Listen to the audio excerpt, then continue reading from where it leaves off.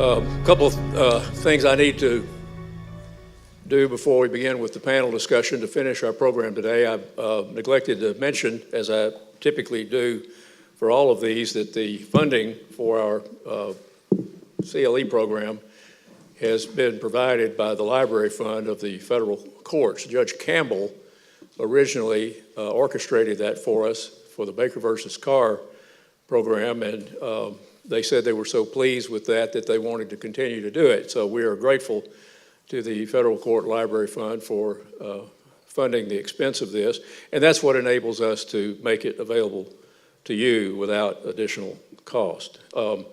Another thing, I'm going to mention it now, and I'll do it again at the end, hopefully I'll remember. You may have noticed that the poster out front was for John Holland's book. That's the second book that's been written on this case later, after Doug Jones did his work. And that book is available to everyone that attended this seminar today free of charge. We've got, they're being probably uncrated right now. They'll be out in the hall.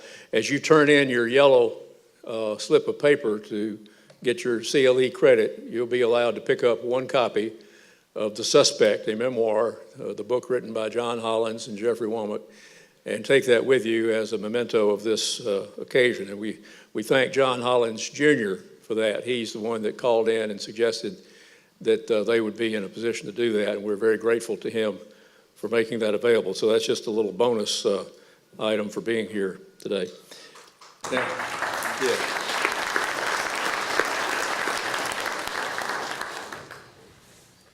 You know, this is a program that probably asks as many questions as it answers.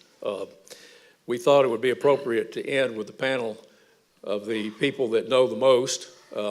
In the case of Torrey Johnson, he's lived with this case his whole professional life. You know a lot about him already from what's been said in the presentation. You know a lot about what Tom Thurman knows, about what just happened in the last hour or so.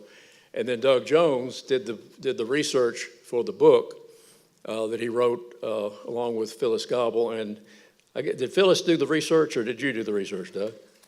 You want to? Both worked on it. Okay, good. He studied it a lot and knows a lot about the intertwining of the two cases and the two eras, I guess. So we've asked them to come and be our panel today, and I really had a little bit of a loss to know where to start. But the first question that I think is on the minds of many, probably in this room and in general in Nashville, and always has been, is what are the pluses and minuses, if you want, or what are the pros and cons on where the body was from February the 25th forward. And Torrey, since you and General Shriver did all that work back in 80 to reevaluate the evidence, we know what Tom has said. What did you conclude about that many years ago? I concluded that she was there just exactly like Tom. I mean, she was killed, unfortunately, tragically that day, put in the garage, covered up. I interviewed those two officers back at the time, and I didn't believe them then. I mean, they described, here's what you've got to understand. When they went to that garage, they were looking for a little girl that was lost, or perhaps had fallen and gotten injured, or something like that. And they opened that door. I mean, they went to the entrance of it, looked in, didn't see her, moved on. That's what they were looking for. When they came and talked to me, they described the most painstaking search that you could imagine, and I had the pictures, and they said they went on the inside walls and walked along the inside walls and met in the back. Well, you couldn't do that. But so I knew that she was, I mean, I felt from that point on she was there. Doug, you want to comment on that? Just briefly, I had the opportunity to be on Mr. Siegenthaler's show, Word on Words, and he was one of my heroes, and I know y'all are probably all familiar with him. And he liked our book, but he said, Doug, she wasn't there. And a lot of people have always sort of taken that theory, but yeah. I agree with General Thurman and General Johnson.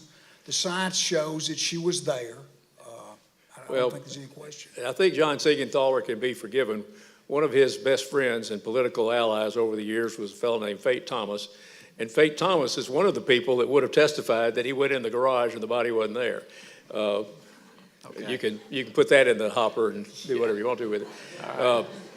Okay. I think John and I were prepared to present that defense. It would have been much more forceful back then than it was this time around when Tom was dealing with it, because there were so many more people available, and a lot of them had not gotten in trouble yet, as the others did. But frankly, I changed my mind, and the big thing for me was the pair. Virginia Trimble testified that before Marcia left the house, she had eaten a pear. And Jerry Francisco was very specific about finding a partially digested pear in the abdominal contents when they did the autopsy. And for me, that said, okay, she died that day. And the thought of her being dead and being moved and brought back is just borderline ridiculous. So that was the big thing that seemed to me to support that theory. Alan, are we queued up on these videos? I want to show a little bit of Sherman Nickens, and then let our panel members comment on a couple of things. Let's start with number 62. When almost we couldn't find Marcia, we couldn't find her. This, in my mind, this wasn't a youth guidance case. George was involved in it, and George Kerr was a heck of a good policeman. I'm not saying anything wrong with that. But I went to Joe Casey and I said, Chief, we need to put this in the homicide hands. Homicide investigators, as you know very well, are hardcore. Youth guidance people, I'm not saying they're not hardcore, but they don't get down to the bad questions quick. The brutal questions, I'm saying. And so, but we were doing this, and it wasn't put in a once operational thing. All right, let's go with 68. These are short. We handled it completely different than things were handled now. But I should have listened to a detective when he come in. It's the same time this is going on. The girl at Vanderbilt. I should have listened to him better. I should have, but I didn't, because I couldn't see. I got a map out, even a city map, and looked at from Vanderbilt University. It ain't that far, and as straight as a crow flies. And then finally, 69. You can't get tunnel vision. You can't. You can't afford it. You've overlooked a lot of things. Have you ever been to a scene or been around where something has happened over there real bad, and you see the police here roping it up, and they're telling everybody, leave, get away from here? I changed that when I started. I started from behind and seeing who's talking, who knows this, who knows that. You can't afford tunnel vision. Okay. What he's basically saying, guys, is that homicide is hardcore, youth guidance, not so much, that we would handle it differently today, and you can't get tunnel vision. Tom, what do you say? Well, yeah, I think a lot of the problems, they were jealous of each other, just like he was talking about. They wouldn't share information. They wanted to break the case on their own, and I think there was a lot of competition going on during that period of time. And You were a court officer in Judge Cornelius's court starting when? 73. 73. That was the year I passed the bar. So we were around mostly the same time with the same people. Do you remember what the homicide detectives were like back then? Mm-hmm. Well, we really ran into a lot of it with the cold case squad, because we were going back and looking at the cases, It's incredible some of the times where they just dropped the ball. I mean, I had a case where a guy shot his wife, and then the neighbor came over and heard the shot, knocked on the door, and he opens the door and says, yeah, everything's all right, my gun went off accidentally. He then goes back in and tries to commit suicide, shoots himself in the head. The police come out, and they don't arrest him, they don't do anything. He goes to the hospital, they just leave it alone, they drop it like, well, you know, they never followed up on it. Here's a guy that I had to go get it and shot himself in the head 20 years later. Yeah. Make him plead guilty. But, Yeah. I mean, there was, you know, it was a lot different, I'll have to say that. There were some good detectives, but there were some ones that didn't do a lot too. Tori, you came in the DA's office in what, 74, 75. 75? What do you say about the mentality back then, the expertise? It was, well, you know, back then, it was a lot of gut instinct and a lot of shoe leather. I mean, you went out and you talked to a lot of people, but now there's so many more forensic types of evidence that we have available now. The officers are more, the detectives are more sophisticated, the investigative techniques are more sophisticated. They were very good at going out and questioning people, that type of thing. But as far as really being sort of thorough and that was a very definite. I mean, we've seen a great change in that in over the years. When Tom was talking about the work that was done by the physician, he didn't want to call him a medical examiner, who's no longer with us. Nice man. He was the guy. There were two doctors, Dr. Petroni and Dr. Simpkins, when I was trying murder cases in the early 70s, and you know, they had private practices, so they would be called out at night and they'd go do the paperwork on it, and then they'd go back home, go to bed, or go to the office. And John Hollins used to always love to tell a story about a case he had with one of those two doctors, I don't remember which, where he went out and to a scene and declared someone had died of natural causes. So the ambulance people took the body directly to the funeral home. And at the funeral home, the embalmer kept putting embalming fluid into the deceased, and it never seemed to fill up. And then he noticed that it was leaking over the table and down onto the floor, and he turned the body over. It had 2 bullet wounds in the back. An extreme case. Doug? Just for the record, in regard to those questions and Detective Nickens, Diane Vaughn in the Judy Porter case, and he recanted his admission, and they had a trial, and they asked her, when she described Barrett and his crimes, well, did you alert anybody else? And she said, I put out an all points bulletin, and I sent memos throughout the police department. I mean, Miss Vaughn really tried to get the word out. It was totally ignored. Yep. I think all of you would agree that those kinds of mistakes would not be made today, although it's certainly possible to make mistakes. What about profiling? Tom, I believe one of our speakers kind of invited you to make a comment on profiling. You want to talk about that a little bit? You mean like FBI profilers? FBI profiling, yes, What sir. you see on TV? Well, That's it. I'm not a fan. I actually worked with one in this particular case. They sent down from D.C., and I got March Edgerton. He wouldn't talk to anybody but me.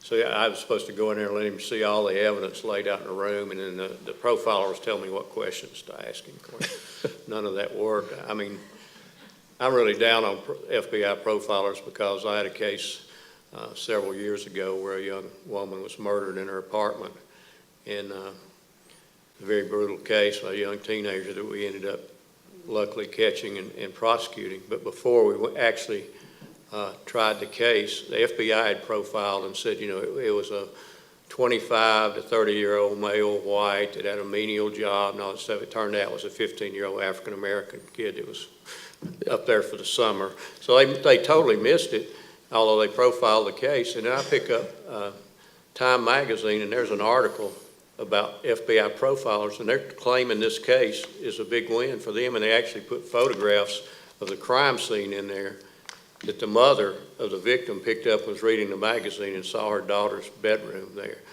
And they're describing how gruesome the crime was, and it was horrible. I mean, so, you know, I'm not up on profilers too much. I think there may be a little bit to some of it, but Right. I sure wouldn't go the bank on it. Well, I think the part of the problem is, and you know, Sherman Nickens referred to it as about tunnel vision. Well, I think the problem is the profilers, you know, if they get it right, it's more an accident than it is anything else. And the problem is, if they don't, then you've got the police going down the wrong avenue, and they ignore all kinds of signs, and they're looking for the 45-year-old white guy when it's a 15-year-old Asian or something like this. And I think it's just a bad idea it's kind of desperation when they get to profiling. Absolutely. I Doug? don't have any comments on profiling, just 2 points. As Tom said, Lieutenant Cathy sealed off that garage. He was a hero, and bless his heart, he let me interview him for several hours. He said, Jones, you had to be standing and looking right down on top of her. And I don't know if you got my book, but some other photographs out there, and I don't know if you've ever seen the photographs when they first peeped into King Tut's tomb. That's what it looked like. The stuff went to the ceiling. And so Lieutenant Cathy said you had to be standing looking over her to see her. And Lieutenant Cathy, as Tom said, was one of the heroes on this. And I pointed out in the book, and I'll say it again, General Thurman down here had more pressure on him than any lawyer that's ever tried a case in Nashville, Tennessee. And you say, well, he had DNA evidence. I don't care. All the good cases he'd done for the city, if he'd lost Marcia Trimble, that all been evaporated. But he did it. He did it, and he stepped up there, and I'm proud of him. I think we're all glad that didn't happen. Especially what was that part? What he didn't tell you, if I'd lost that case, his book deal would have gone. Take it up, yeah. General Thurman, I play golf. He'll cut you in a minute, okay? That's the biggest thing. There's no doubt that the issue about the body in the garage has been one of the great questions of this case, and it'll never go away. It's a lot like, I guess, John Benet Ramsey case that we still don't know what happened there. But one of my vivid memories of working with John on this case, we would go do all the interviews together. And we went to Murfreesboro to talk to Mr. Moffett, who was the man that went out into the garage on Easter morning and actually found the body. And we went back, and he worked at a bank in Murfreesboro, and we went back in one of those little rooms, and I still remember it like it was yesterday. Senator Kerry would say it's seared in my memory, I guess, but I listened to this man talk about going into that garage, and I just started, getting tingles, because I could almost be there with him, having seen the pictures of the garage. And he goes back in the back, and he looked over, and what he told us, I don't know if he ever got this in the courtroom, but what he told us was he looked over and saw her lying there, and she looked like a China doll. Now, that's not entirely consistent with her being covered up, is it? It's almost like maybe some animal or someone went in and uncovered her before Easter. And I guess you'd have to say it was an animal. Either that or the person was certainly not a very good citizen not to report that. But what do you say about that, Tom? Is that possible? I don't know. I remember him saying that also, and I don't know if he could just barely see her face or something when he was looking. I never did understand quite how he discovered the body. Obviously he did, but from what the police tell you, it was very difficult to see her. But he could have, if he looked straight down, I guess, seen her face and would have looked like a China doll, I guess. I mean, it's really hard to reconcile all that stuff together. But True. Doug? I agree with Tom. One of the things that haunted me, and Frank Grace had photographs, and I thought about it a lot over the years when we did this, was Overton Thompson and the boys were playing basketball right down the hill from that garage. And there's already been discussion about how he drug her into the garage, and if the little girl could have just screamed once, we might not have been sitting here. And she was that close to having some help. Yeah. I want to go back to one thing that was covered in the first half, but I really can't say enough about it, and I want to ask Tori about this. What was it like with you? And of course, you were a pretty young lawyer at that point, but you had the trust and confidence of the boss. What was it like for you and Tom Shriver to look at all this and say, we just can't do it. We can't prosecute this. How hard was that? Well, it was certainly difficult. It was a lot more difficult for Tom than it was for me, because he was the boss. He was the guy that was getting the pressure from the police department and from the community, the news media, and so forth. I mean, there was this overwhelming belief that that Jeffrey Womack had done it, and why didn't we get on with the process of convicting him and sending him on to the penitentiary? I knew nothing. I mean, I knew what I knew reading the paper, but I had not been involved in the Pat Apel reinvestigation. I knew Pat and several of the youth guidance officers and so forth were closeted in one of the offices in our office, doing what I didn't know, and then the arrest came, the case started. Pat actually came and talked to me and said, would I be interested in helping him? He needed another person to help him in the trial, and laid out the evidence. And I said to Pat at the time, I said, well, Pat, if that's what the proof is, it sounds like, you might have a makeable circumstantial case. Well, I didn't, he went on, and then, of course, it all blew up, and he left the office, and General Shriver was then responsible for handling the case, and I had just gotten out of court, and he came down the hallway and said, what are you doing? And I said, I was just standing talking to 2 or 3 people, and I said, well, nothing, I just got out of court. And he said, come on. He says, they're trying to take a deposition of Marie Maxwell, and we've got it. And I said, who's Marie Maxwell? I mean, I really knew nothing about the case. And he said, well, I'll tell you about it in the car. And so anyway, we raced out there, and then that's how I got involved. And then we started reinvestigating, and that's when you saw just all these, there just wasn't anything there. You said deposition. I think you were there when we questioned Amy Watson in Rose Palermo's law office. It may have been Amy Watson. Maybe that's who it was. I think that's who it was. Probably Amy Watson. Because she had a lawyer, and Yeah. they said, I'm not going to talk to anybody unless my lawyer's there. So both sides went, and it was very much like a deposition, even though it was a criminal case. Yeah. Yeah. But that was, and so then we had to play catch up at that point, because really General Shriver was, I think, passingly aware of what Pat was looking at, but not to the degree of getting daily briefings or anything. Okay. Well, I'm looking at a big 0 from Mr. Ed here, which means our time is up, but I don't want to cut anybody off. Any one of our panel members want to make a closing remark that would somehow sum all this up? Okay. Well, now here, before you get up, hold on. Do be sure to get your book and turn in your sheet. But if you want to stay, and if there are unanswered questions, I expect our panel members and our speakers will be happy to stick around for a few minutes. Thank you so much for attending.